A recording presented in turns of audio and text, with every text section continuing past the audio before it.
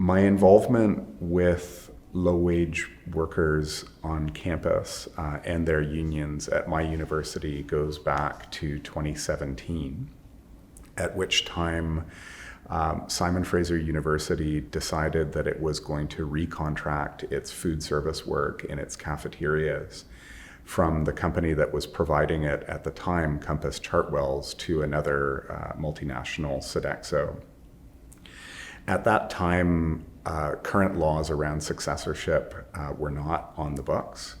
And so food service workers on our campus were facing the very real prospect of losing their jobs, of losing their union, losing their collective agreement.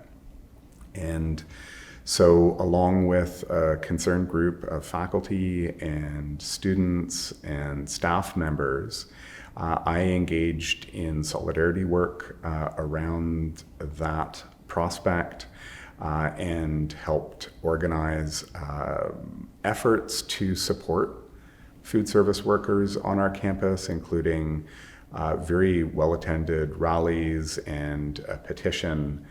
And in the end, we were able to secure a commitment from the university that no jobs would be lost, that the union would remain the representative of those workers, and that the collective agreement would remain in place. And that was a tremendous victory, I think, and a highly gratifying experience to be a part of within my campus community. After the pandemic arrived, within those first few months, food service workers that I was in touch with reached out and let me know how things were going for them. And that was that most of them had been laid off. And the ones who were remaining were, of course, doing frontline work in a pandemic situation, and therefore were exposed to a potentially deadly virus. And I felt that given that around the same time, I was offered an opportunity to be a research in residence at the Community Engaged Research Initiative at SFU. I had an opportunity to think more deeply around my relationship as a researcher with the communities that I'm a part of and the communities that I am in touch with. And I thought that it would be of social value to look more closely into the effects that the pandemic of COVID-19 had on low-wage workers on my own campus.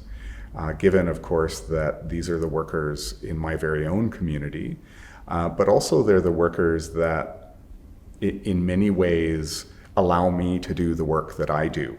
And I felt that while there has been a fair bit of attention that has been given to academic labor and the degree to which academic labor is becoming precarious, and I don't want to suggest that that process is not important. That's a tremendously important process.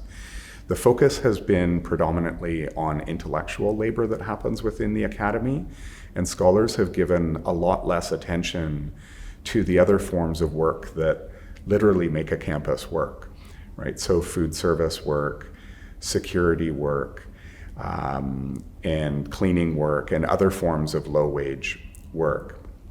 And it felt like it was important to put together a research project which engaged those workers in my own community to get a sense of the ways in which their own working conditions and lives had been impacted by the pandemic.